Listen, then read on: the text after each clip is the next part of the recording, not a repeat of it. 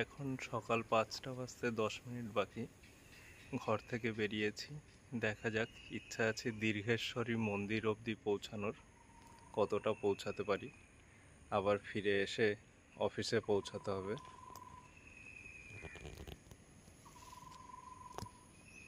এই হচ্ছে সকালের আকাশের অবস্থা। আমি চলেছি সরাইঘাট ব্রিজের উপর দিয়ে আমার সাইকেল নিয়ে। নিচে ব্রহ্মপুত্র নদীটা সরাইঘাট ব্রিজের উপর দিয়ে ক্রস করব। এই হচ্ছে সকালের আকাশ। আরেকবার দেখালাম। ঠিক আছে, এখন আমি সরাইঘাট ব্রিজ ক্রস করে নিই, তারপরে আবার দেখা হবে।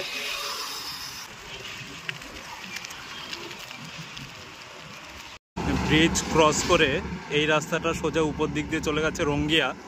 আমি সোজা যাব না, আমি বাঁ দিকের রাস্তা দিয়ে বেরিয়ে যাব।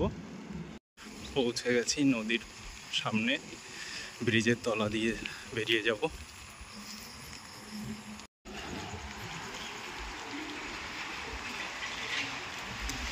আমি এখন ব্রিজের একদম নিচে। দুটো ব্রিজ, দুই পাশে নদীর পাড় দিয়ে যেতে থাকবো।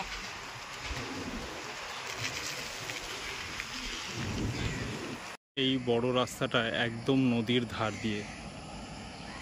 এই পাশে ব্রহ্মপুত্র নদ, ওই দূরে পাহাড়টা দেখা যাচ্ছে। আর রাস্তা যেটা দেখা যাচ্ছে পাহাড়ের উপর দিয়ে, ওটা হচ্ছে কামাখ্যা মন্দিরে যাওয়ার নতুন রাস্তা। নদীতে এখন প্রচুর জল, সুন্দর লাগছে। এখন আমি একদম নদীর ধারের রাস্তা দিয়ে চলেছি।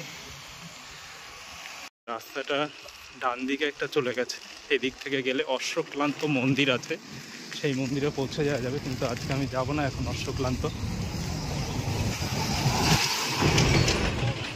এই রাস্তাটাও নদীর পাড় দিয়ে গেছে, সুন্দর, দুপাশে গাছপালা ভর্তি। একদম মেঘলা ওয়েদার হয়ে আছে, যখন তখন বৃষ্টি নামতে পারে। সামনে একটা সুন্দর মন্দির বানানো, ডান দিকে নদী। ওই যে দ্বীপটা দেখা যাচ্ছে ছোট, ওই দ্বীপেই আছে উমানন্দ মন্দির। এখান থেকে বাঁ দিকে যেতে হবে দোল গোবিন্দ টেম্পল। দোল গোবিন্দ টেম্পল ক্রস করে আরও কিছুটা গেলে দীর্ঘেশ্বরী পৌঁছে যাব আমি। দোল গোবিন্দ মন্দিরের একদম সামনে দিয়েই যেতে হবে আমাকে। আমি এখন একদম দোল গোবিন্দ মন্দিরের সামনে আছি। এখনো মন্দির গেট খোলেনি। সকালে মন্দিরের সামনের রাস্তা দিয়ে আমি বেরিয়ে যাব। এই রাস্তা দিয়ে যাব সোজা। এটা দিয়ে গেলে ফেরিঘাট যাওয়া যায়, নদীর পার। আমি এই রাস্তা দিয়ে সোজা চলে যাব দীর্ঘেশ্বরী। খুব সুন্দর রাস্তা, খুবই ভালো লাগছে। শুধু একটাই ভয়, যেন বৃষ্টি না নামে। আকাশ পুরো কালো হয়ে আছে মেঘে। এখানে একটা মন্দির। এখনো আমাকে 5 কিলোমিটার যেতে হবে দীর্ঘেশ্বরী পৌঁছাতে গেলে এখান থেকে। এই রাস্তাটা থেকে উঠে এসেছি। রাস্তাটা থেকে আসার পথে ডান দিকে এই রাস্তায় ঢুকে গেছি। এখান থেকে গেলে দীর্ঘেশ্বরী দেবালয় 4 কিলোমিটার।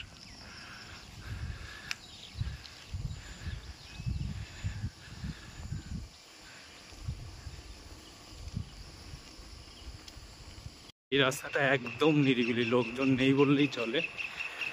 বৃষ্টি ফোঁটা ফোঁটা পড়ছে, আমাকে তাড়াতাড়ি পৌঁছাতে হবে। রাস্তায় কাছে চলে এসেছি একদম। এখানেই মন্দির, অল্প একটু গেলেই। সকালে সব বাজার নিয়ে চলে এসছে, বাজার বসছে এখানে। কিন্তু মন্দির হচ্ছে পাহাড়ের উপরে। সাইকেল রেখে উঠতে পারবো কিনা দেখি। নিচে কোনো দোকান থাকলে তাহলে তো রেখে উঠতে পারবো, দেখা যাক। বাপরে, দূরে পাহাড়ের উপরটা একদম সাদা হয়ে আছে।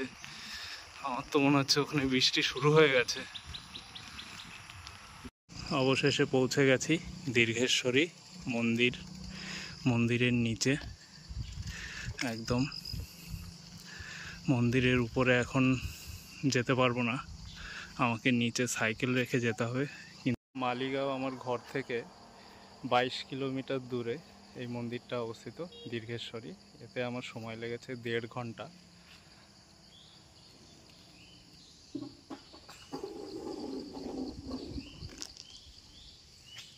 চলুন এবার উপর থেকে ঘুরে দেখে আসি মন্দিরটা।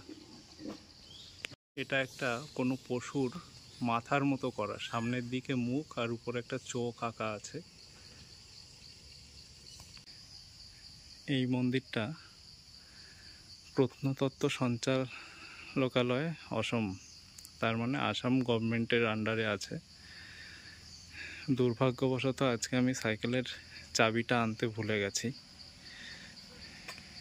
থাক, কিছুটা উপরে উঠি, যত দূর থেকে আমার সাইকেলকে আমি পাহারা দিতে পারবো।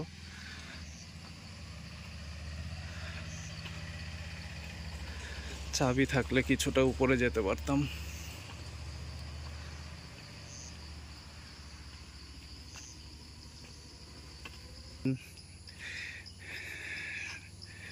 সোজা উপরে গিয়ে মেন মন্দিরে যাওয়ার আগে গণেশ মন্দির আছে, গণেশ মন্দির থেকে বাঁ দিকে বেরিয়ে যেতে হবে।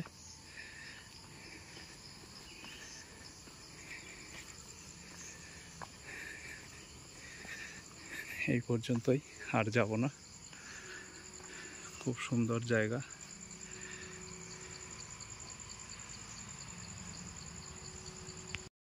ওই দূরে যে চূড়াটা দেখা যাচ্ছে ওটাই হচ্ছে মন্দিরের চূড়া।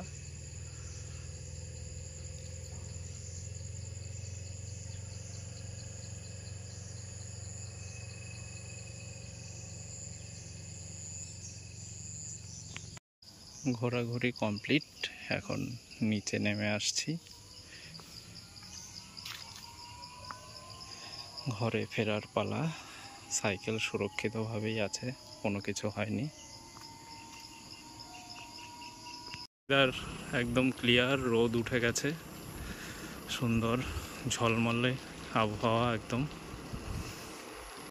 মন্দিরে যাওয়ার সময় এই রাস্তাটা থেকে এসেছিলাম, শর্টকাট রাস্তা, কিন্তু এখন যাওয়ার সময় এই রাস্তাটা দিয়ে যাব, একটু দূর হবে।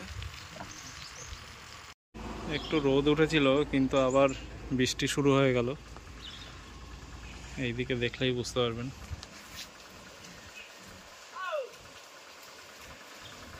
তাই একটু আশ্রয় নিতে হয়েছে এখানে।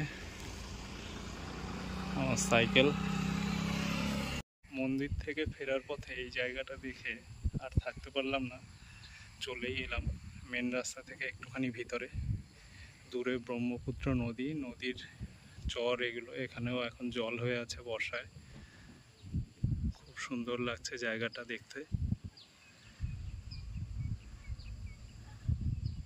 সব দিকে মাছ ধরা চলছে। দৌলগোবিন্দ মন্দির, এখন মন্দিরের গেট খুলেছে, কিছুক্ষণ পরে লোকজন আসা যাওয়া শুরু হয়ে যাবে। ফেরিঘাটে নেমে গেছে একটু দেখার জন্য। আমি সাইকেলেই যাব, ফেরিতে করে যাব না। সকালে যাওয়ার সময় যে ছোট দ্বীপটা দেখাচ্ছিলাম সেটা হলো এইটা, ওখানেই উমানন্দ মন্দির। সকালবেলা খুব সুন্দর লাগছে। আর যে নির্মীয়মান ব্রিজটার কথা বলেছিলাম সেটা হলো ওই দূরে দেখা যাচ্ছে ওই ব্রিজটা। ফেরিঘাটের সামনে দাঁড়িয়ে আছি, একদম ব্রহ্মপুত্র নদীর পাড়ে। এই যে আমার সাইকেল, আমার সাথী। এটা হলো ব্রহ্মপুত্র নদী। স্টিমারটা ছেড়ে দিয়েছে, কিছুক্ষণ পরেই নদীর ওই পারে পৌঁছে যাবে।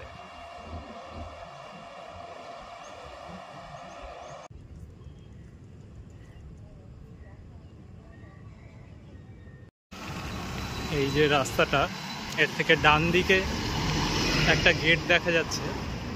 এই গেটটা হচ্ছে গুয়াহাটি আইআইটির গেট। আইআইটি গুয়াহাটির ভিতরে প্রবেশ করার গেট এটা।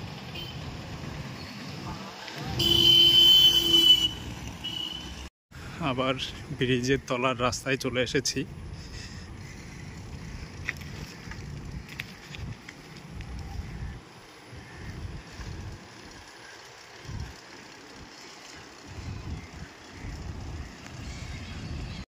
সরাইঘাট ব্রিজে আছি, এখন রিটার্ন করছি।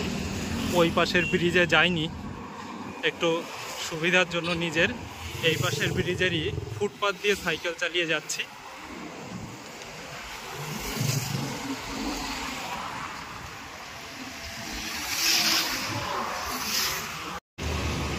ঘরে পৌঁছে গেছি, এখন একদম রোদ ঝলমল করছে চারিপাশে। একটু রেস্ট নেব, রেস্ট নিয়ে তারপরে অফিসের দিকে রওনা দেব।